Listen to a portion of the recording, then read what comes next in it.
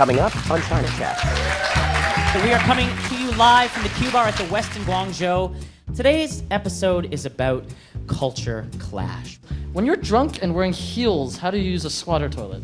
I used to be a yoga instructor. Okay.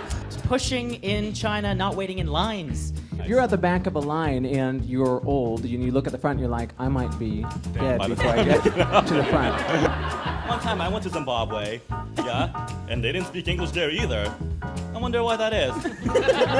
We're speaking out to those expats in Guangdong province and saying, learn Chinese.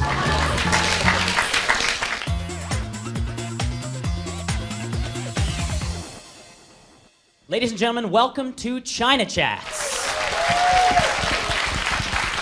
China Chats, a FaceTime production for Guangdong Radio and Television. Welcome, welcome, welcome. This is a very special edition of China Chats because we are joined by a live audience today. Let's hear you, live audience.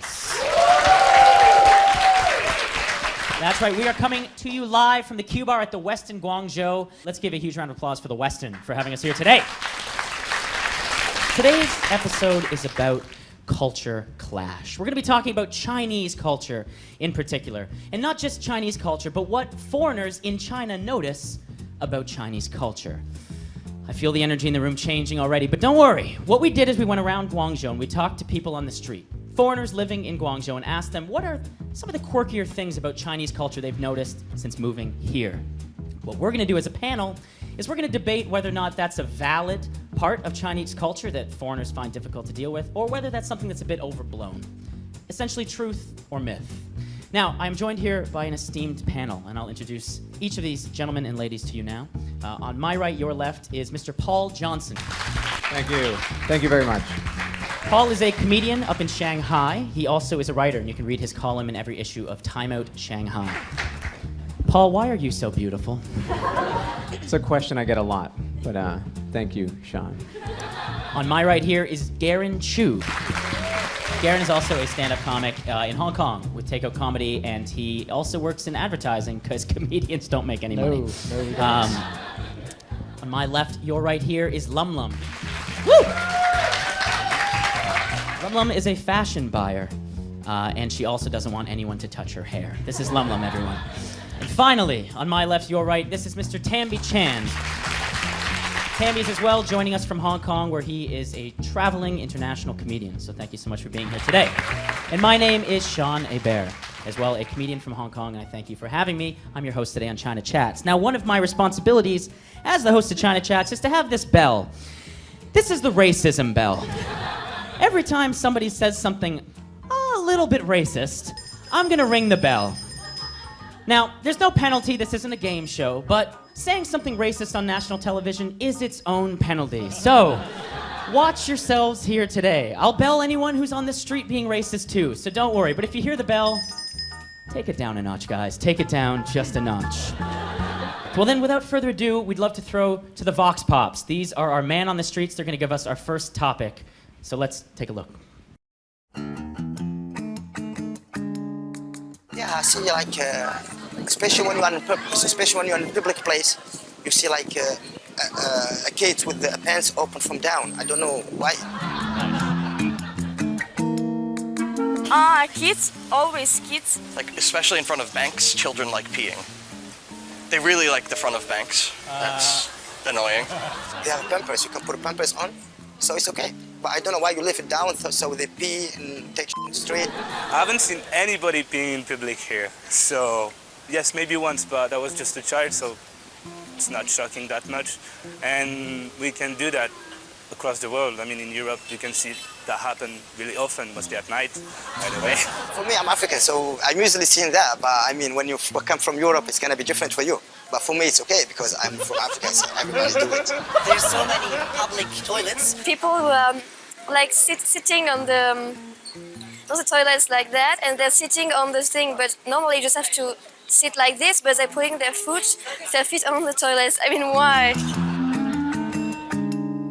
I have to say that this is disgusting.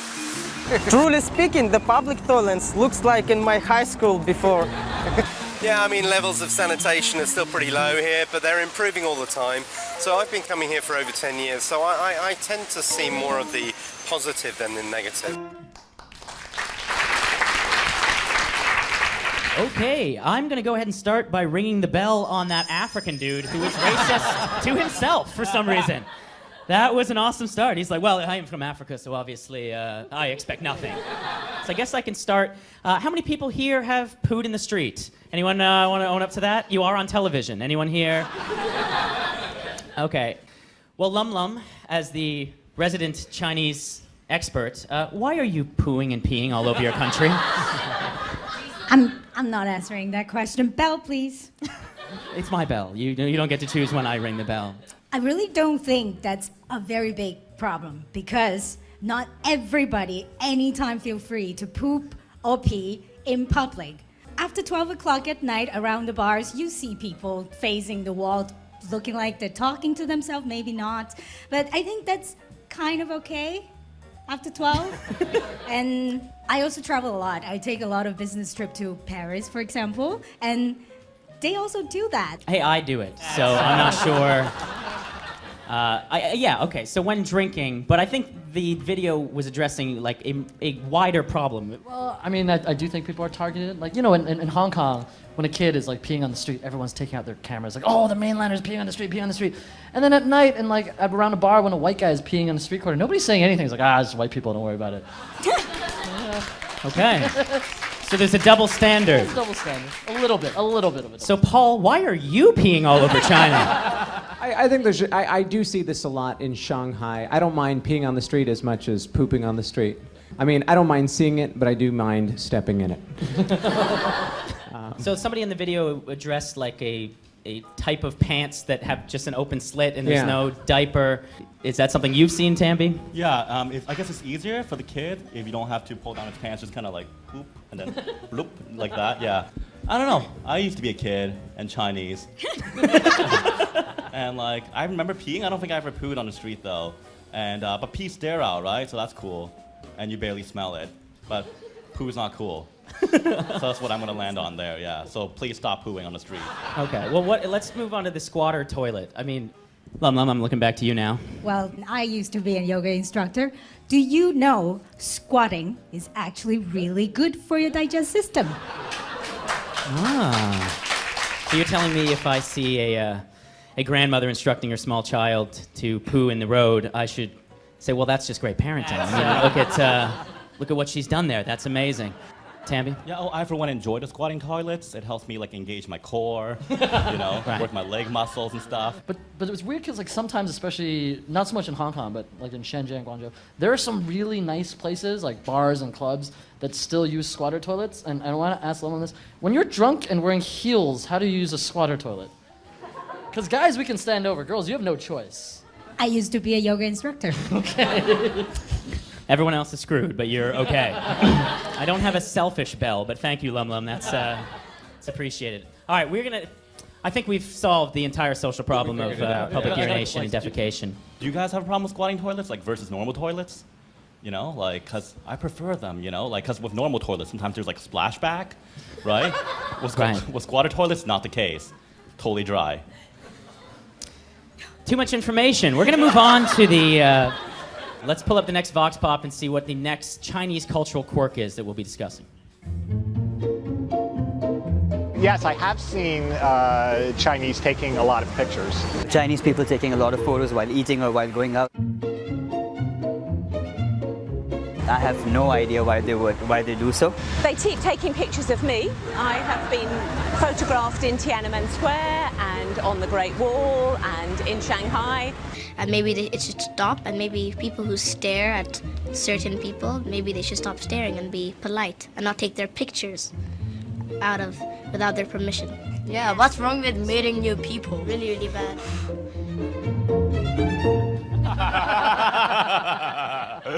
He's right. What's wrong with meeting new people? What's the problem there? Okay, taking photos in public. Paul, you're the most beautiful person up here on stage with us. Do you find people take photos of you all the time in China? They take pictures of my kids a lot, but I told them just think of it as you getting to feel like a celebrity without having to do any of the work of being a celebrity. Tammy, what do you think? Taking photos in public, is that a Chinese thing or is that just an overblown? Maybe it's because like people, you know, these people, yeah, they came to China recently. They got to observe the trend in China, right? Whereas like back home, you know, people take pictures of like food or selfies, but yeah. Well, I guess that one student seemed a little perturbed. Oh yeah, well like yeah, it is a Chinese thing when you're taking pictures of like the black people, yeah. Or Okay. Like, yeah, or like the white people, yeah. I'm not. I mean, it was just when you said the black people. I think that was it was the word the there. That was the. Okay, so taking pictures of people of a different ethnicity, right? Yeah, so okay, maybe that's what we're talking keep it about. classy. Is that a thing? Yeah, I really don't like that. People taking pictures of people that you don't know without asking. That's why I find a gorgeous boyfriend so that people take pictures of him, not me. Lum Lum, really making the show about her today. I like that. Well, let's throw it to the audience. Has anyone here ever had a photograph taken in China and you did not allow the photo to be taken? It's only white people putting their hands up right now.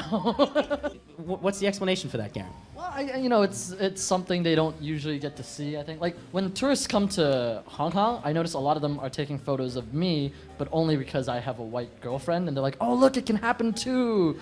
And so, you know, but I take it as a compliment. I'm just like, I'll pose too. Speaking of dating and photography with the phones, I've seen a lot of couples like on a date at restaurants in China where they're both just looking at their phones with each other. Is that a thing? Am I crazy? But that happens back home too. I think that happens in the States as well. But it's one of those things where, yeah, the phone technology allows you to communicate with anyone in the world except for the person opposite you. Right. So it's when you've fallen out of love. That's Yes. when the phones come out. Thank you, technology. Here's a list of people I would rather be with. Okay. Right in your pocket. Lovely. We're getting to the bottom of real issues here today on China Chats. Let's go back out into the streets and let's see what our next topic is going to be. In the underground or for everything, they just push and... Chinese is just like, they don't like to line up. My wife and myself, we were queuing up to get in line, and then some guy shoves past us with his trolley. But you have to be, because here is a lot of people, so you have to be kind of smart or something. You have to cut what you want. Yes. And what really surprised me about that last one was that it was very often older people doing it, you know, being quite tough, quite strong, but really pushing their way onto buses and stuff. People don't like to wait in line. There are no lines.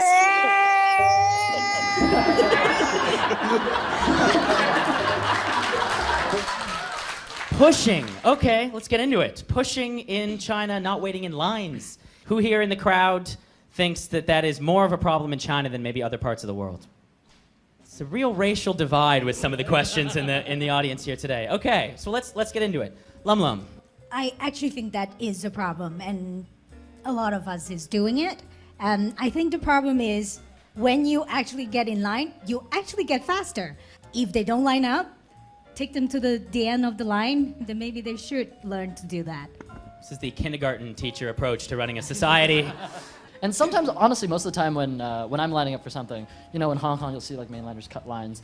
And there's two reactions. My first reaction, I was always like, oh, what the hell, that guy cut the line and he got the cab. And my second reaction is always like, damn, I should have thought of that first, like I just got the cab.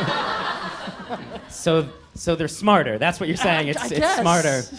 I mean, the pushing. It's crowded in China. I mean, how much of an element is? I mean, if you know New York City was twice as dense, would people not be pushing there? Is that fair, or is it a cultural thing? No, yeah, because New York City, people still have like decorum.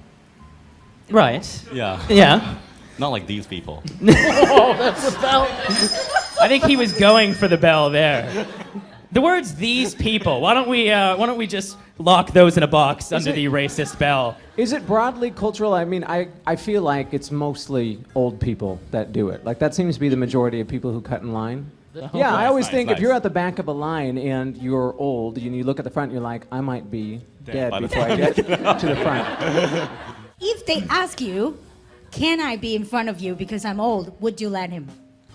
Yeah, that's not called cutting the line. If you tell me I don't know, you have to go to the bathroom, you need to be at the bank, you need to be on the plane, tell me. I'll let you be in front of me. Just don't push, don't elbow, and just stand there like I didn't see you. Getting into to some deeper waters here. I like where the conversation's going. Only one racist bell on the pushing, so I appreciate it. Let's go back to the street. You go to one restaurant and you have never been in China and you see old people just washing the tea. Maybe not me, but some of my friends when they came here, they just drank this tea and say, no, this is for washing. So they have a bag and then they blow into the bag so that they can get out the chopstick.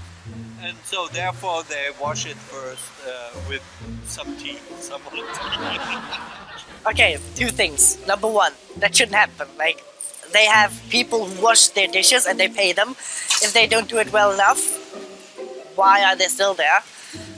Number two, if they already give me like the tea and the whole pot in which to put that tea after washing my dishes, then I think, are you telling me that they're dirty? Like. Yeah, bonus points to that last guy who was very passionate on all the reasons he didn't like the washing. My question actually for the crowd is this just a Guangdong province thing? Yes. Okay, has anyone been anywhere else in China and seen it? They do it in Beijing.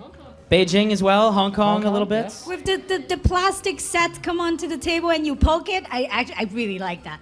You like the poking? Oh yeah. It's like a little present for yourself, huh? Yeah. Tammy, what's your feeling on the self-washing at a table? Well, Sean, it's funny you would ask. See? Tammy, you're the worst television guest ever. Thank you. I don't get it, right? Because, like, it's just hot water, right? So, like, there's no detergent, there are no gloves. We're supposed to believe that the hot water itself cleans the dishes. You know, that doesn't make any sense to me. Y'all agree with me, right? Yeah. Cool. Also, like, when they serve the food, right? We don't have the option of washing those dishes. So we just assume those are f***ing dirty. Oh my God. I'm so sorry. I'm so sorry. So we just assume those are dirty, right? I should have like 6 bells for you, Tammy. Come on now. And good point. Okay, so if you bring the food out on a dish itself, yes, true. Then what about that dish? Yeah. Why did nobody wash that dish at the table? I'm gonna throw it over to here because I'm done with this side. But I want to answer the last guy's question. Is like, are we supposed to assume it's dirty? Yes. It's dirty. You clean it yourself. Like, have you ever been to the bathroom at a restaurant and you see one of the chefs like washing his hands, dries it, and then he picks his nose? Like, yeah, I'm gonna wash my own dish. So why is that not a practice anywhere else? Why is that just here? Oh, I think because the chefs here are dirtier, regardless of their race. It's a health and safety issue, not a Chinese thing. Okay. Yeah. It's a health and safety. I mean, that's a fair point. Is it a health? Are there more lax regulations here? It's a better safe than sorry issue for me. Let's go back out into the street. Only one problem we have, like if you take any taxi driver, they don't speak English. I can't really find like where to go, like how will I go, so I have to just ask the help of the people, but sometimes the people also trick us. That's what really makes me wonder, like why do I get tricked like by strangers like that? They can just help me out to go to the right direction, right? No one speaks English here, especially like on the streets. Or they try to talk in English a little bit, or they say, no, you are not Tongkorean, push it Tongkorean, bah, you don't know my language, I don't want to talk. I really like the Indian guy in the video who like was falling apart emotionally because he's like, why do they trick me? I don't know why is it me? Is it like, it seemed like it was just him, right? It was just him getting tricked. Okay, not speaking English, Garen. I'm gonna get the bell here, but sometimes expats are so annoying. Like, they really are. Like, I'm not gonna go to America and be like, why aren't people speaking Chinese? What the hell? Like, you come here, yeah, people are gonna speak Chinese. I think, you know, you have to at least learn how to say your address to a taxi driver. Like, that's the bare minimum. Paul? Yeah, I don't expect that everybody should be able to speak English. I think it's more of a problem that there's so many Chinese that don't speak good Chinese.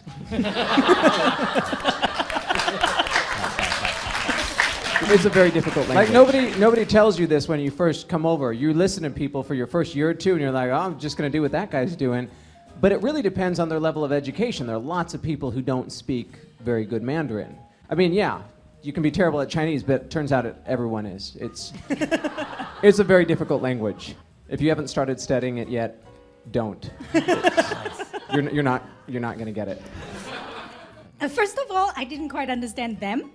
So fair point. So if I accidentally say the wrong address to that Indian guy, I'm gonna not blame myself too much because I understood wrong. One time I went to Zimbabwe, yeah, and they didn't speak English there either. I wonder why that is. The thinker, huh? No English in Zimbabwe or Guangzhou. Weird.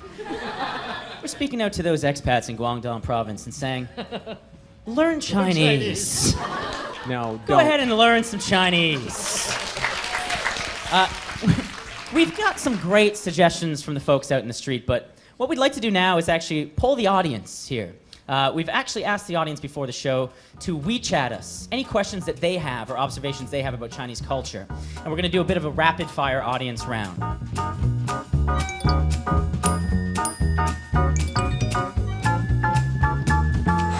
Okay, the audience has been texting, and we are now ready to respond. So we got some questions on the board. I'm going to start at the top. Why Chinese people always like using umbrellas?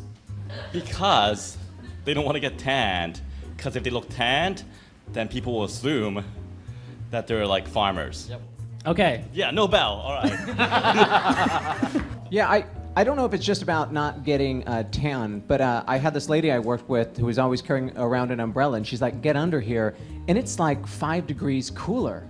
Have you heard of these umbrellas they have now? They're not just Let's move on to the next question. Why are server workers perpetually angry at you? No, different restaurants, different service, and in Paris, all of them are like that. Okay. But they're French. They are French, that's right. I'll take one. I'll take one for the team with that. Garen? No, I think it's because, I mean, especially for expats, they need to get things done as fast as possible. They're very busy. So when they get to someone who doesn't know how to read the menu, it's like, can you tell me what's good? They're like, hurry up. And that's why they get angry. So again, learn Chinese. Or maybe they just have a grumpy face. Maybe they have a grumpy face. A lot of Chinese people, when they don't have any facial expression, and No, continue. A lot of Chinese people, go ahead. Has a different face. Different face. You really backpedaled off of that. Yeah, they do have different faces. Let's go to the next question. What's the weirdest question a Chinese person has asked you? Paul, since you appear to look like a model, I'm sure people are always coming up and asking you crazy things.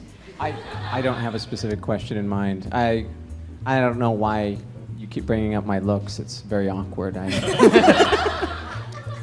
That was one of the more awkward questions I've been asked, but not by a Chinese person. So. Just by me. By That's you, right. yeah. Anyone have a weird question that someone's asked them? Yeah, a Chinese person once asked me, how come I'm not as successful as my brother?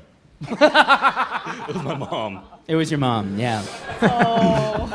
Thank you for that, Tandy. We appreciate that. You're welcome. And thank you all for asking your fascinating questions. Give yourselves a round of applause. Thanks for participating. That concludes our controversial discussion on Chinese cultural quirks. Hopefully we've learned a little bit. Certainly some of us have lost friendships that we thought we had with one another up on the stage. But hopefully these will also inspire more conversations at home as well as in the crowd here. So thanks for bringing it up. It makes it a little bit better. It's a little bit of a culture hug that I think we just had together. If you've been offended by anything that we said on the show, just go screw yourself. I don't think you need to. No, we thank you so much for watching this episode of China Chats. Please tune in next time. My name's been Sean Hebert. Thanks.